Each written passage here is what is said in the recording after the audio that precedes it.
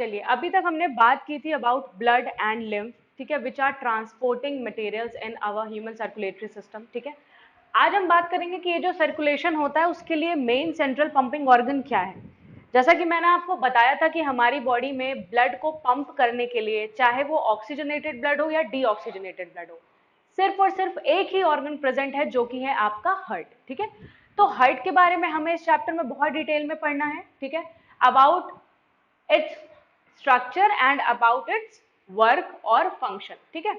सबसे पहले हम देखते हैं किसी भी ऑर्गन का स्ट्रक्चर कैसा होता है, यानी क्या क्या चीजें उसमें प्रेजेंट है, किन किन चीजों से मिल करके वो बना हुआ है, ठीक है। हार्ट जो है आपका ह्यूमन सर्कुलेटरी सिस्टम में बहुत ही मेजर रोल प्ले करता है, बिकॉज विदाउट हार्ट आपका जो ब्लड है वो पंप ही नहीं होगा, और अगर ब्लड पंप नहीं होगा तो ना तो वो उस जगह पर पहुंच पाएगा जहां पर उसकी नीड है, ना तो वो वापस हार्ट के पास आ पाएगा, ना तो वो लंग्स के पास जा पाएगा जहां से उसे ऑक्सीजनेटेड होना है, ठीक है। और ऑक्सीजनेटेड ब्लड का क्या इंपॉर्टेंस है ये तो आप सब जानते ही होंगे कि अगर ब्लड ऑक्सीजनेटेड नहीं है तो हमारी सेल्स को प्रॉपर ऑक्सीजन नहीं मिलेगा और अल्टीमेटली रेस्पिरेशन कैरी आउट नहीं हो पाएगा। अगर रेस्पिरेशन कैरी आउट नहीं होगा तो आपकी बॉडी में एनर्जी रिलीज नहीं होगी, ठीक है। जितने भी सिस्टम्स आप पढ़ रहे हैं इस चैप्टर में, कहीं ना कहीं वो एक दूसरे से इंटरकनेक्टेड हैं और बहुत ही ज्यादा इंटरमिंगल्ड है, ठीक है। तो आपको एक सिस्टम को दूसरे सिस्टम से कनेक्ट करके ही पढ़ना चाहिए, ठीक है। तो जैसा कि मैंने आपको बताया, सबसे पहला डाइजेशन, देन रेस्पिरेशन, और अब हम बात कर रहे हैं सर्कुलेशन के बारे में, ठीक है।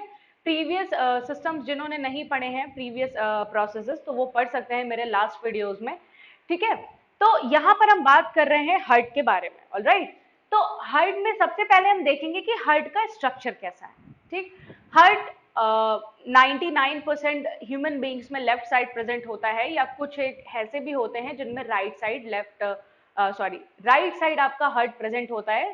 दैट डजेंट मैटर्स, हार्ट की वर्किंग हमेशा और हमेशा सेम ही रहेगी, ठीक है।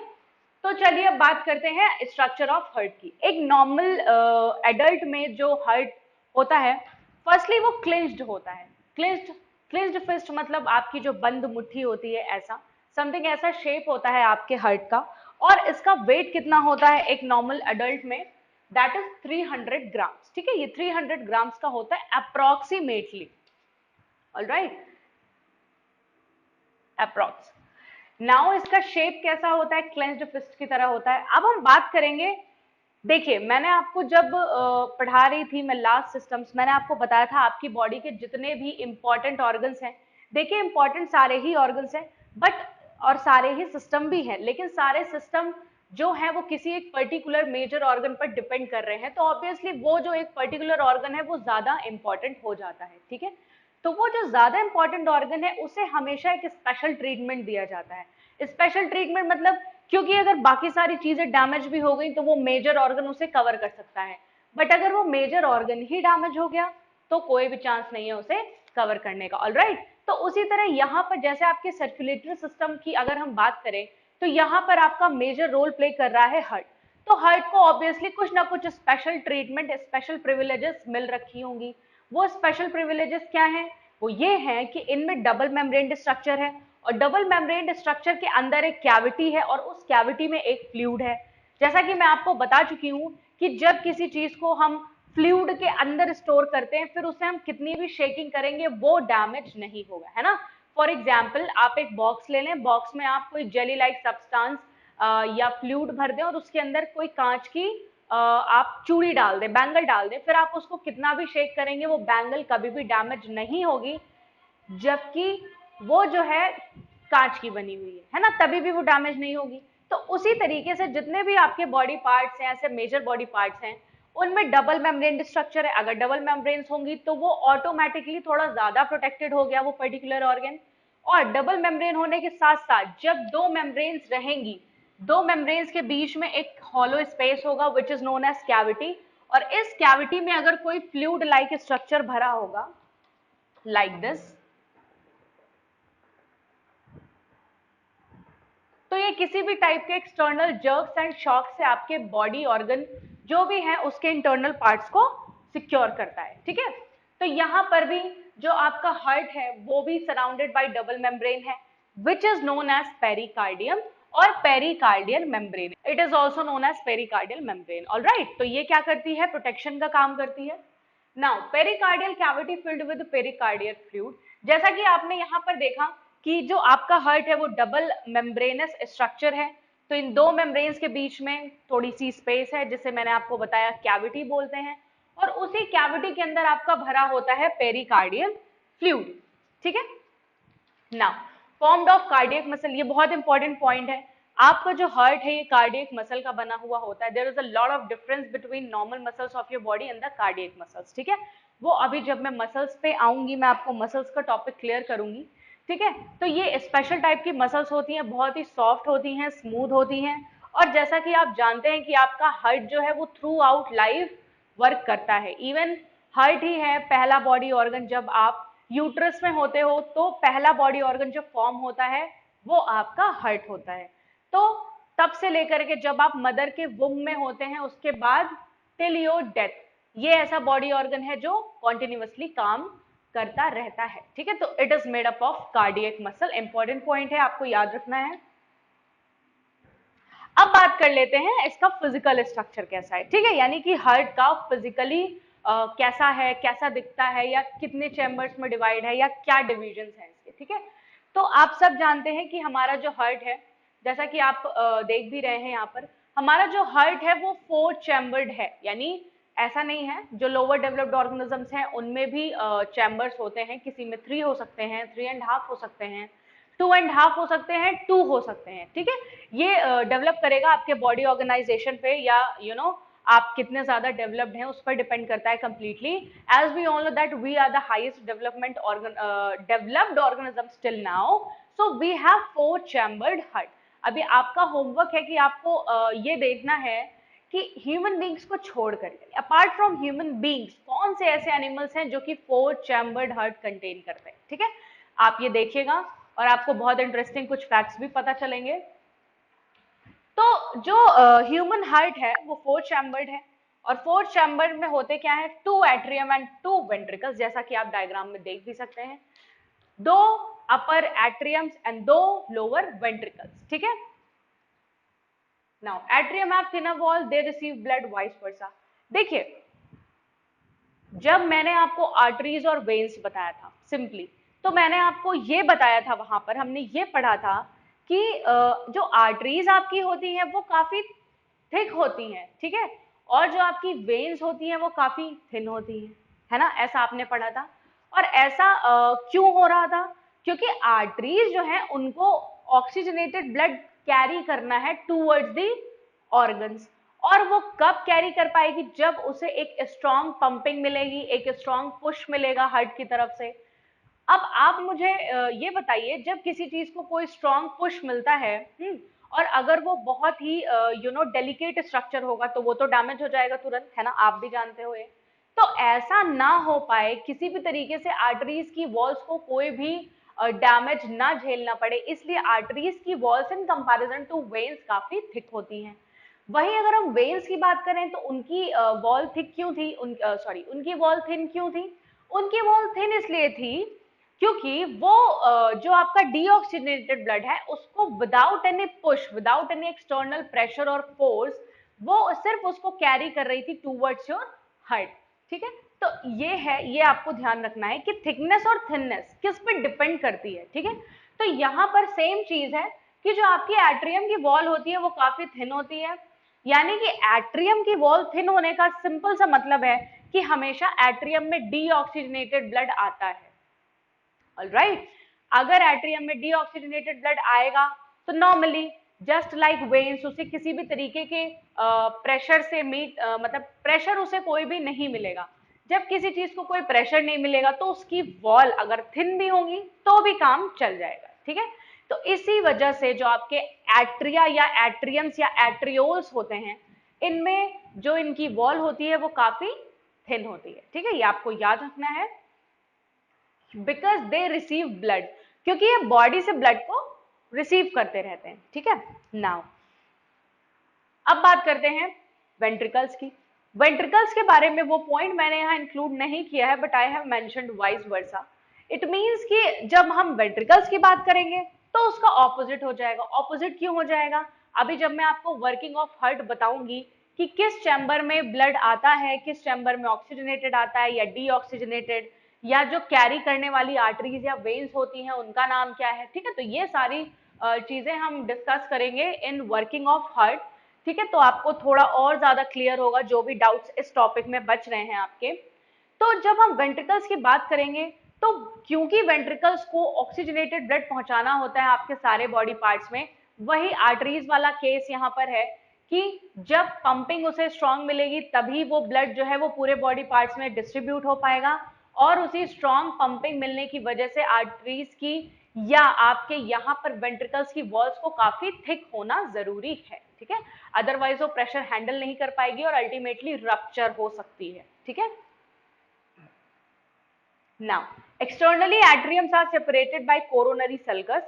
जब हम एट्रियम्स को देखेंगे, ठीक है, यहां पर जैसे आप फिगर में देख भी सकते हैं, जब हम एट्रियम्स को देखेंगे तो हम ये पाएंगे कि एक्सटर्नली यानी बाहर से दो एट्रियम्स को सेपरेट कौन करता है ना, मैंने आपको बताया कि हमारा हार्ट 4 चैम्बर्ड है, ठीक है, तो वो 4 चैम्बर किसी ना किसी तरीके से डिवाइड भी तो होंगे, है ना, तो जो आपके एट्रियम्स हैं वो डिवाइड होते हैं थ्रू कोरोनरी सल्कस, एंड जो आपके वेंट्रिकल्स हैं वो डिवाइड होते हैं इंटरएट्रियल सेप्टम। ये आपको बहुत अच्छे से याद रखना है, coronary sulcus and interatrial septum, क्योंकि यही वो हैं जो हमारे हार्ट को 4 चैम्बर्ड बनाते हैं, ठीक है ना। अब देखिए, जो भी हार्ट है हमारा, हमारे हार्ट में अलग अलग चैम्बर्स में अलग अलग ब्लड प्रेजेंट है ना, 2 चैम्बर्स में बेसिकली आपका ऑक्सीजनेटेड ब्लड होता है एंड 2 चैम्बर्स में आपका डीऑक्सीजनेटेड ब्लड होता है, ठीक, और 4 चैम्बर्स हैं तो एक दूसरे में इंटरमिक्सिंग भी हो रही होगी, है ना, यानी पहले ब्लड आपका ऊपर वाले चैम्बर्स में रहता है फिर नीचे वाले चैम्बर्स में जाता है, ठीक, लेकिन क्या ऐसा कभी हो सकता है कि अगर ऑक्सीजनेटेड और डीऑक्सीजनेटेड ब्लड मिक्स हो जाए? बिल्कुल हो सकता है ना, क्यों नहीं हो सकता, लेकिन इसी चीज को प्रिवेंट करने के लिए हमारे हार्ट में 4 चैम्बर्स दिए गए हैं, ऑलराइट, यानी 4 चैम्बर्स हैं, इसीलिए ये ऑक्सीजनेटेड और डीऑक्सीजनेटेड ब्लड आपस में इंटरमिक्स नहीं हो रहा है। लेकिन क्या आपने कभी ये सोचा है कि जब हार्ट पंपिंग करता है तो सारे चैम्बर्स आपस में कॉन्ट्रैक्ट होते हैं, तो उस कॉन्ट्रैक्शन की वजह से क्या ऐसा पॉसिबल है कि जो भी आपका ऑक्सीजनेटेड एंड डीऑक्सीजनेटेड ब्लड है सब आपस में इंटरमिक्स हो जाए? यस, बिल्कुल पॉसिबल है कि वो सारी चीजें आपस में इंटरमिक्स हो जाएंगी और आपकी बॉडी की जो ऑक्सीजन की नीड है वो पूरी नहीं हो पाएगी। क्यों नहीं हो पाएगी? क्योंकि आपकी बॉडी को प्रॉपर अमाउंट में ऑक्सीजनेटेड ब्लड मिलेगा ही नहीं, वो डीऑक्सीजनेटेड भी उसमें अब मिक्स हो जाएगा, ठीक है, तो ये चीज आपको ध्यान रखनी है। और इसी चीज को प्रिवेंट करने के लिए चारों चैम्बर्स के बीच में वॉल्व्स प्रेजेंट होती हैं, ठीक है, suppose that this is your heart, you just have to suppose that this is your heart and here 2 walls are present, not walls, there are 2 walls are present, और ये जो 2 walls हैं ये सिर्फ तब ओपन होती हैं, आप इसको नॉब्स की तरह देख सकते हैं, नॉब्स की तरह, ठीक है, ये नॉब लाइक स्ट्रक्चर या जिन्हें हम वॉल्व कहते हैं, ये सिर्फ तब ओपन होती हैं जब ऊपर वाले चैम्बर से ब्लड को पोर होना होता है नीचे वाले चैम्बर में, ठीक है, और जब ये ब्लड आपका नीचे वाले चैम्बर में पोर हो जाता है तो ये ऑटोमेटिकली क्लोज हो जाती है।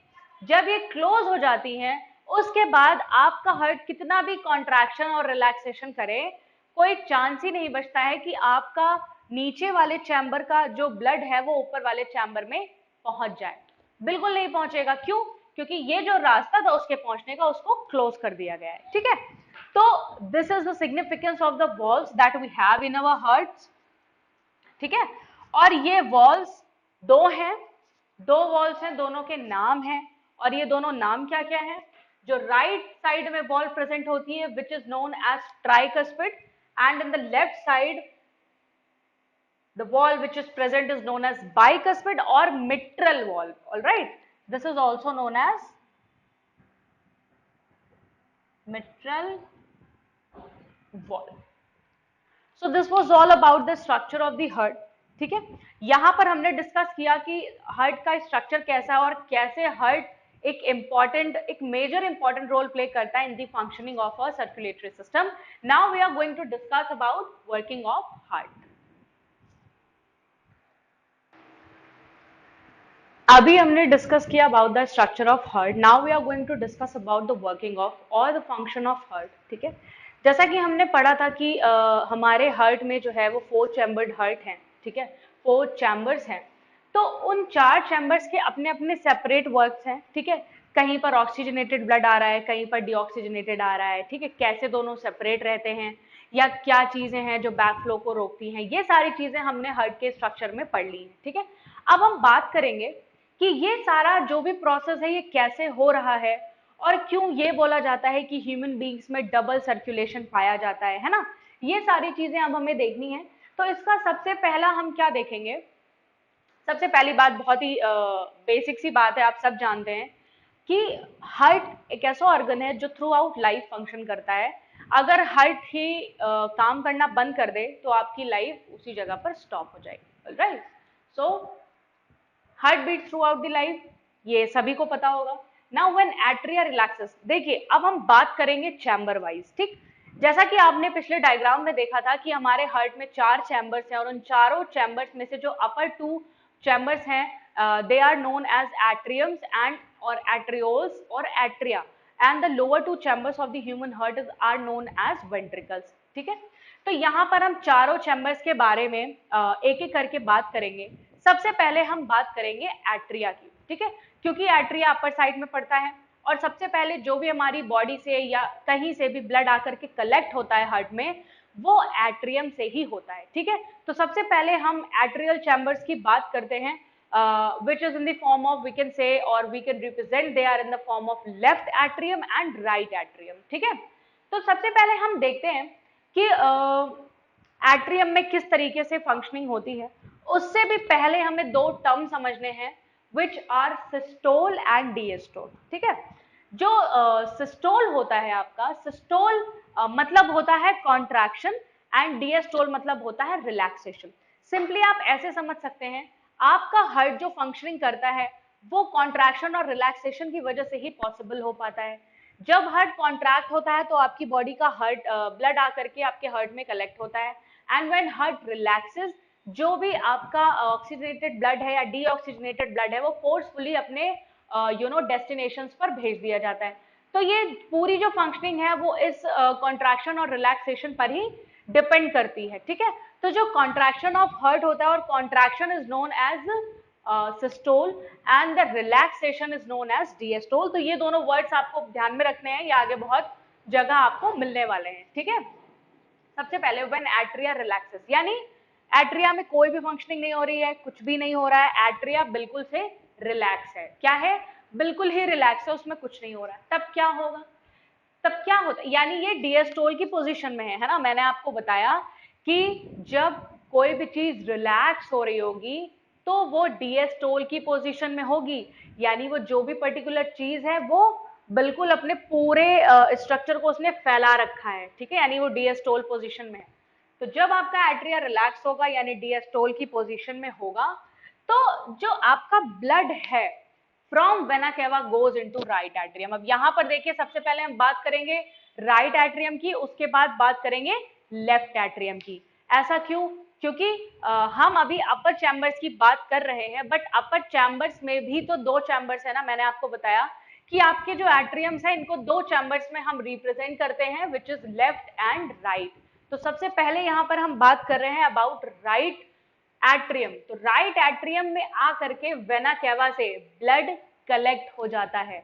अब आपको ये चीज ध्यान रखनी है कि राइट एट्रियम में हमेशा डीऑक्सीजनेटेड ब्लड आकर के कलेक्ट होगा. ऐसा क्यों, मैं आपको ये बता दूं कि आपके हार्ट के अंदर 2 जगह से ब्लड आकर के कलेक्ट होते हैं. पहले हैं आपके body parts and the second one are from lungs. ठीक है, पहला जो ब्लड आता है आपकी बॉडी का हार्ट में वो बॉडी से आता है और दूसरा लंग्स के थ्रू आता है. तो सिर्फ 2 ही ऐसी जगह हैं जहां से हार्ट में ब्लड आता है. तो ये बहुत ही कॉमन सा है कि आप सब समझ रहे होंगे कि मैं क्या बोलने जा रही हूँ आगे. वो ये है कि जब भी आपके हार्ट में आपकी बॉडी का ब्लड आकर के कलेक्ट होगा वो हमेशा ही डीऑक्सीजनेटेड होगा, है ना. क्यों? क्योंकि उस ब्लड में जितनी भी ऑक्सीजन है वो सेल्स के थ्रू यूटिलाइज कर ली जाएगी, ठीक है। तो यानी कि आपका जो ब्लड बॉडी से आकर के कलेक्ट हो रहा है हार्ट के किसी भी पार्ट में, वो हमेशा ही डीऑक्सीजनेटेड होगा। उसके बाद लंग्स की बात करें, क्योंकि लंग्स में ऑक्सीजन प्रेजेंट है, अगर ब्लड वहां से गुजरेगा तो वो ऑटोमेटिकली ऑक्सीजनेटेड हो जाएगा। यानी कि जब आपके हार्ट के थ्रू जो भी ब्लड है वो पहुंचेगा आपके सॉरी आपके लंग्स के थ्रू जो भी ब्लड है जब वो आपके हार्ट में पहुंचेगा तो उसको हम बोलेंगे ऑक्सीजनेटेड ब्लड, क्योंकि अगर वो डीऑक्सीजनेटेड भी रहा होगा तो भी वो लंग्स में पहुंच करके ऑक्सीजनेटेड हो गया है, ठीक है। तो यहां पर हम बात कर रहे हैं कि वेना कैवा के थ्रू आपके एट्रियम में यानी कि आपके राइट एट्रियम में ब्लड आकर के कलेक्ट होता है विच हैव लेस ऑक्सीजन, यानी ये बॉडी से आ रहा है और इसके पास प्रॉपर अमाउंट में ऑक्सीजन अवेलेबल नहीं है, ठीक है। Now oxygenated blood get poured in left atrium through pulmonary vein. अच्छा, तो पहले हमने देखा कि राइट एट्रियम में क्या हो रहा था, अब हम जानेंगे कि लेफ्ट एट्रियम में क्या हो रहा है।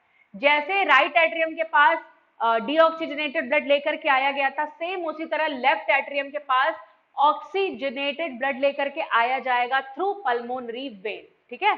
अब यहां पर एक कॉन्ट्राडिक्शन आ रहा है। मैंने जब आपको बताया था the difference between arteries and veins, तो वहां पर आपसे डिस्कस किया था कि वेन्स हमेशा डीऑक्सीजनेटेड ब्लड को कैरी करती है, वहीं आर्टरी हमेशा ऑक्सीजनेटेड ब्लड को कैरी करती है। बट मैंने वहां पर ही भी आपको बता दिया था ये चीज, अगर आपने ध्यान से सुना होगा, कि इसका फंक्शनिंग थोड़ा सा ऑपोजिट है जो कि हार्ट के केस में है। वो जब मैं सर्कुलेशन पढ़ाऊंगी तो आपको बताऊंगी, ठीक है।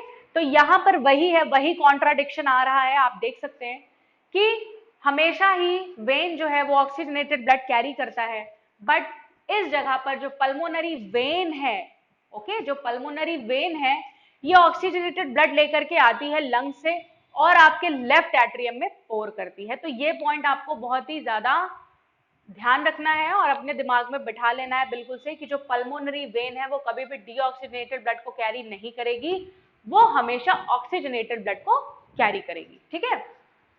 नाउ अब बात करते, देखिए अभी तो ऊपर के चैम्बर्स रिलैक्स थे, बिल्कुल ही रिलैक्स थे, कोई फंक्शनिंग नहीं हो रही थी। फिर उनमें आ गया ब्लड, यानी लेफ्ट एट्रियम में आ गया ऑक्सीजनेटेड ब्लड और राइट एट्रियम में आ गया ऑक्सीजनेटेड ब्लड। ऑल राइट,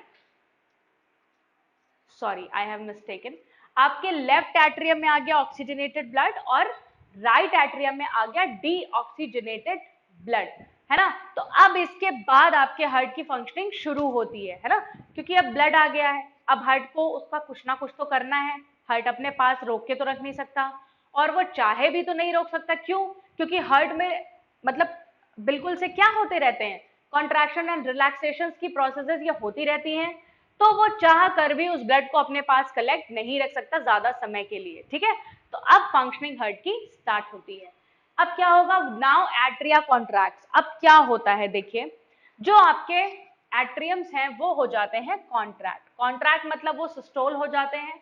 और इसके बाद क्या होता है, यानी जो आपका एट्रियल कॉन्ट्रैक्शन इसे हम बोल सकते हैं, तो एट्रियल कॉन्ट्रैक्शन से क्या असर होता है आपके हार्ट पे, या क्या फंक्शनिंग को प्रोसीड किया जाता है जब एट्रिया कॉन्ट्रैक्ट होंगे। Right atrium pores deoxygenated blood into right ventricles, left atrium pores oxygenated blood into left ventricle. बहुत सिंपल है, कुछ नहीं है। आप जानते हैं कि जो राइट ऑरिकल था या राइट एट्रिया था, वहां पर कैसा ब्लड था, वहां पर डीऑक्सीजनेटेड ब्लड था। तो उस डीऑक्सीजनेटेड ब्लड को राइट एट्रिया से राइट वेंट्रिकल में डाल दिया जाएगा, यानी कि पोर कर दिया जाएगा, भेज दिया जाएगा, ठीक है। सेम वैसा ही होगा, लेफ्ट एट्रियम के पास ऑक्सीजनेटेड ब्लड था, तो उस ऑक्सीजनेटेड ब्लड को पोर कर दिया जाएगा लेफ्ट वेंट्रिकल में, यानी ऊपर के दोनों चैम्बर्स में जो ब्लड थे वो अब नीचे के चैम्बर्स में भेज दिए गए। और इनको जो भेजा जा रहा है उस प्रोसेस को फैसिलिटेट कौन करेगी, आपकी वॉल्व्स, जो दो वॉल्व्स आपने पढ़ी थी, बाइकस्पिड एंड ट्राइकस्पिड, ठीक है। अब देखिए एट्रिया में कॉन्ट्रैक्शन हुआ तो ये दोनों प्रोसेसेस हुई। अब आपका वेंट्रिकल कॉन्ट्रैक्ट होगा, यानी अब आपका एट्रिया रिलैक्स हो गया, एट्रिया कॉन्ट्रैक्ट हुआ, रिलैक्स हो गया, और जब वो एट्रिया कॉन्ट्रैक्ट हुआ तो उसका सारा भी जो भी मटेरियल था वो नीचे डाल दिया गया और अब एट्रिया रिलैक्स हो गया, now it's time for ventricular contraction. ठीक है, अब हम वेंट्रिकल्स के कॉन्ट्रैक्शन को देखते हैं, यानी ये भी सिस्टोल हुआ। अब इसके सिस्टोल होने में क्या क्या चेंजेस आ रहे हैं? तो सबसे पहले क्या हुआ, oxygenated blood gets distributed to all parts of the body through aorta. देखिए, अब जब वो कॉन्ट्रैक्ट होगा, suppose that this is your ventricle and when ventricle contracts, है ना, तो ऑटोमेटिकली इसका जो मटेरियल होगा उसे अब बाहर जाना है। ठीक है, तो जो आपका ऑक्सीजनेटेड ब्लड था वो सारे बॉडी पार्ट्स में डिस्ट्रीब्यूट कर दिया जाएगा। और ऑक्सीजनेटेड ब्लड था कहाँ, कहाँ था ऑक्सीजनेटेड ब्लड? लेफ्ट वेंट्रिकल में था ना, ये देखिए, है ना। तो लेफ्ट वेंट्रिकल से आपके जो भी आपका ऑक्सीजनेटेड ब्लड है उसे पूरे के पूरे बॉडी पार्ट्स में डिस्ट्रीब्यूट कर दिया जाएगा।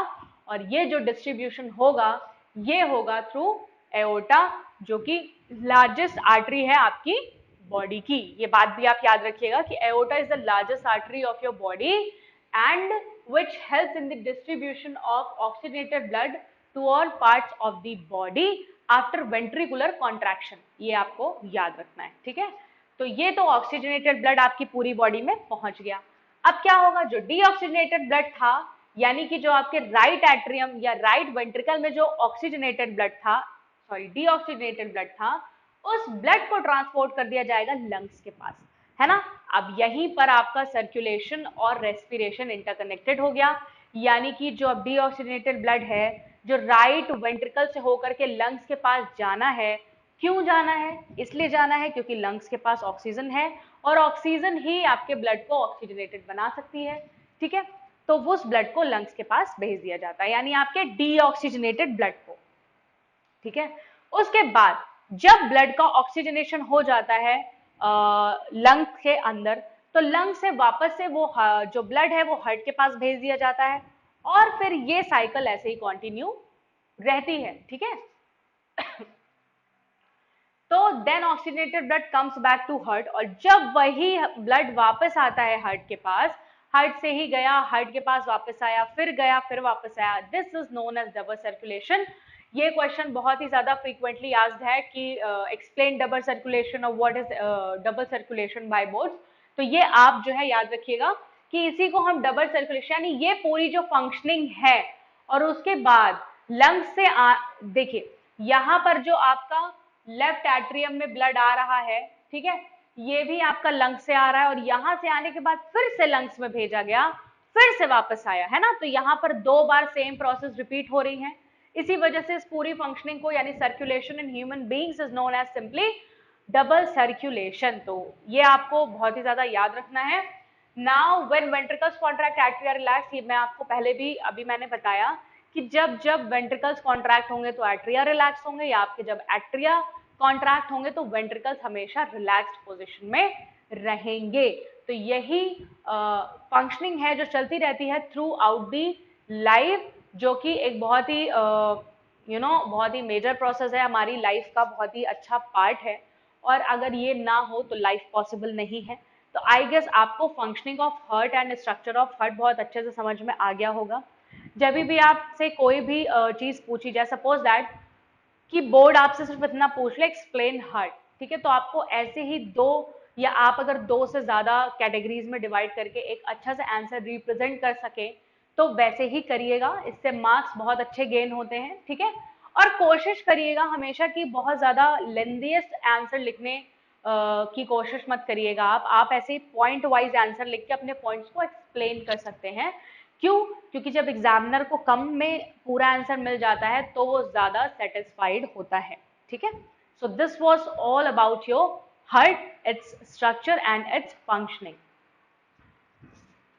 चलिए, आपको हार्ट बहुत अच्छे से क्लियर हो गया होगा। अब हम थोड़ा सा इसी से रिलेटेड एक टॉपिक है उसके बारे में बात करेंगे, ठीक है। और उसे समझने के लिए सबसे पहले हम बात करेंगे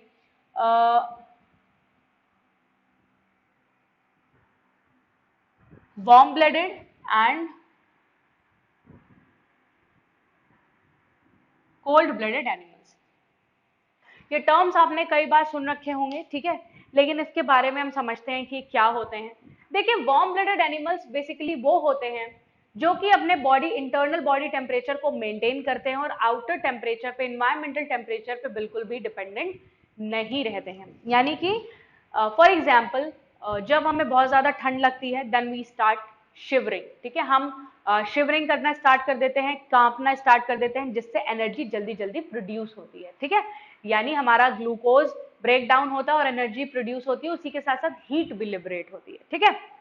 तो ये होते हैं वार्म ब्लडेड एनिमल्स। वहीं कोल्ड ब्लडेड एनिमल्स में क्या है कि वो आउटर टेम्परेचर पे ही डिपेंड रहते हैं, अपना इंटरनल टेम्परेचर को बैलेंस या चेंज नहीं कर पाते हैं according to the requirement. For example lizard या जो भी आपके एम्फीबियंस हैं, रेप्टाइल्स हैं, आपने देखा होगा कि मोस्टली ठंड में ये हाइबरनेट हो जाते हैं, क्योंकि आउटर कोल्ड को जो है वो एडजस्ट नहीं कर पाते और ये ऑलरेडी कोल्ड ब्लडेड होते हैं, इसलिए इनको बहुत ही ज्यादा प्रॉब्लम्स फेस करनी पड़ती हैं। तो जब भी एडवर्स एनवायरमेंटल टेम्परेचर होता है तो ये हाइबरनेट हो जाते हैं सिंपली, है ना। तो ये होते हैं कोल्ड ब्लडेड एनिमल्स, ठीक। अब हम ये यहाँ पर समझने की कोशिश करते हैं कि जो वार्म ब्लडेड एनिमल्स में टेम्परेचर मेंटेनेंस हो रहा है इंटरनल बॉडी का, उसके लिए कुछ एनर्जी चाहिए, है ना, क्योंकि अगर कोई प्रोसेस हो रही है तो ऑब्वियसली उसमें एनर्जी चाहिए। तो जब किसी एनिमल को बहुत ज्यादा अमाउंट में एनर्जी चाहिए होती है तो होता क्या है, ज्यादा अमाउंट में एनर्जी चाहिए तो उसके लिए उसके ब्लड को कंप्लीटली ऑक्सीजनेटेड होना इंपॉर्टेंट है, ठीक है। यानी अगर ब्लड ऑक्सीजनेटेड नहीं होगा तो किसी भी बॉडी की रिक्वायरमेंट पूरी नहीं होगी। यही वजह है कि हायर एनिमल्स में हमेशा जो हार्ट है वो 4 चैम्बर्ड होता है, या जितने भी आपके वार्म ब्लडेड एनिमल्स हैं आप देखेंगे उन सभी में 4 चैम्बर्ड हार्ट पाया जा रहा है, क्योंकि बहुत ज्यादा जरूरी है कि वहां पर separation of oxygenated and deoxygenated blood हो। अगर ऐसा नहीं होगा तो काफी ज्यादा प्रॉब्लम्स आ सकती हैं और एनर्जी की रिक्वायरमेंट पूरी नहीं हो पाएगी। वहीं अगर हम कोल्ड ब्लडेड एनिमल्स की बात करें, for example all your reptiles and amphibians etcetera, जब हम इनकी बात करते हैं, इन्हें किसी भी तरीके का इंटरनल बॉडी टेम्परेचर मेंटेन नहीं करना होता है, इसलिए अगर इनके ब्लड में intermixing of oxygenated and deoxygenated blood हो भी जाती है तो इन्हें कोई भी इफेक्ट नहीं पड़ता है।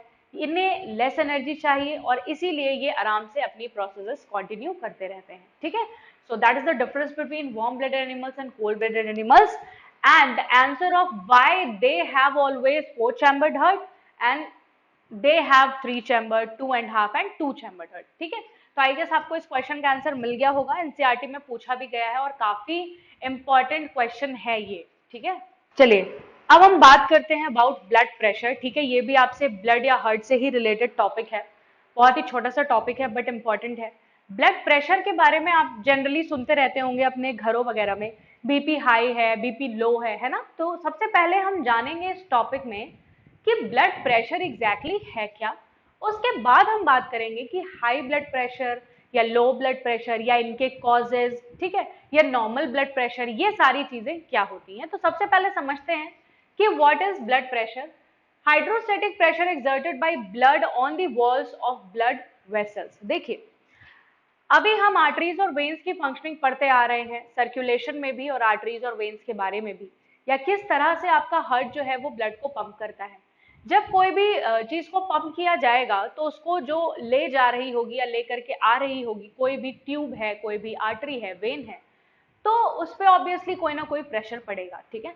तो जो आपका ब्लड प्रेशर एक्सर्ट करता है वॉल्स पे, यानी आपकी ब्लड वेसल्स पे, चाहे वो आर्टरी हो या चाहे वो वेन हो, उसी एक्सर्टेड प्रेशर को हम बोलते हैं ब्लड प्रेशर, ठीक है। क्लियर हो गया क्या होता है। आपका ब्लड जो ब्लड वेसल्स पर प्रेशर एक्सर्ट करता है उसे ही हम ब्लड प्रेशर का नाम देते हैं, ठीक है। आपके जो ब्लड प्रेशर हैं वो 2 टाइप के होते हैं, जैसा कि अभी हमने लास्ट टॉपिक में वर्किंग ऑफ हार्ट पढ़ा, वहां पर हमने देखा कि किस तरह से जो हार्ट है आपका वो कॉन्ट्रैक्ट होता है और रिलैक्स होता है। तो कॉन्ट्रैक्शन को हमने नाम दिया था सिस्टोल का और रिलैक्सेशन को हमने नाम दिया था डिएस्टोल का, ठीक है। तो जब आपका हार्ट कॉन्ट्रैक्ट होगा तो उसे हम सिस्टोलिक ब्लड प्रेशर बोलेंगे और जब आपका हार्ट रिलैक्स होगा तो उसे हम डिएस्टोलिक ब्लड प्रेशर बोलेंगे, ठीक है। तो अच्छा आप ये भी जानते हैं बहुत अच्छे से कि फाइनली जो ब्लड ट्रांसपोर्ट किया जाता है वो आपके ऑरिकल्स से ना हो करके वेंट्रिकल्स के थ्रू किया जाता है ना। तो यानी यहाँ पर हम वेंट्रिकल्स की ही बात करेंगे। तो आपका सिस्टोलिक ब्लड प्रेशर क्या है, यानी pressure inside artery during ventricular systole. आपकी आर्टरीज के अंदर जो प्रेशर लगता है जब आपका वेंट्रिकुलर सिस्टोलेशन होता है, या आपके जो वेंट्रिकल्स हैं वो सिस्टोल होते हैं यानी कॉन्ट्रैक्ट होते हैं, उस टाइम पर जो आर्टरीज पर प्रेशर पड़ता है is known as systolic blood pressure which is 120 mm of Hg, यानी जो होता कितना है 120 मिलीमीटर ऑफ मर्करी। ठीक है, मर्करी के रिस्पेक्ट में इसे हम मेजर करते हैं, तो आपका सिस्टोलिक ब्लड प्रेशर हमेशा 120 mm ऑफ Hg होना चाहिए एक नॉर्मल पर्सन का। ठीक है, नाउ डिएस्टोलिक, डिएस्टोलिक कब होगा, जब आपका वेंट्रिकुलर डिएस्टोल होगा, तब उस टाइम पर आपकी आर्टरीज पर जो प्रेशर पड़ रहा होगा वो है डिएस्टोल प्रेशर, है ना, और वो होता है आपका 80 mm ऑफ Hg। ठीक है, अब हम देखते हैं, ये तो एक टाइप्स हो गए ब्लड प्रेशर के। अब हम देखेंगे कि एक नॉर्मल इंसान में, नॉर्मल ह्यूमन बीइंग में कितना ब्लड प्रेशर होना चाहिए जिसे हम नॉर्मल कंसीडर कर सकते हैं, which is 120 by 80 mm of Hg, यानी 120 upon 80 mm ऑफ Hg अगर you know pressure, blood pressure है तो ये नॉर्मल कंडीशन है। उसके बाद हम देखते हैं, आपने सुना होगा कि ब्लड प्रेशर हाई है या ब्लड प्रेशर लो है ना, तो उस केस में कहाँ तक ब्लड प्रेशर, यानी किस यू नो एक क्राइटेरिया के बाद हम बोलने लग जाते हैं कि अब ब्लड प्रेशर हाई हो गया या लो हो गया। तो high blood pressure is known as hypertension, और जब आपका blood pressure 140 by 90 mm of Hg से ऊपर चला जाए तो इसे ही हम हाइपरटेंशन या हाई ब्लड प्रेशर का नाम देते हैं। ये बहुत सारे रीजंस की वजह से होता है, जिनमें से कुछ रीजंस हैं कि कोलेस्ट्रॉल डिपोजिशन, यानी अगर आपके हार्ट के आसपास कोलेस्ट्रॉल का डिपोजिशन हो जाए, ओबेसिटी हो जाए, फैट हो जाए, आपकी बॉडी में काफी सारे टॉक्सिन्स कलेक्ट हो जाएं, और आपके बॉडी में हार्मोनल इम्बैलेंसेस हो जाएं, ये सारे रीजंस बन सकते हैं आपका हाई ब्लड प्रेशर होने के लिए। ठीक है, उसके बाद बात करते हैं low blood pressure. Low blood pressure is known as hypotension and which is less than 110 by 70 mm of Hg and which is basically caused by anemia, starvation, low metabolic rates, etc. है ना, so I guess this topic is very much clear now। और हाँ, एक last चीज बची है कि हम ब्लड प्रेशर को मेजर कैसे करेंगे।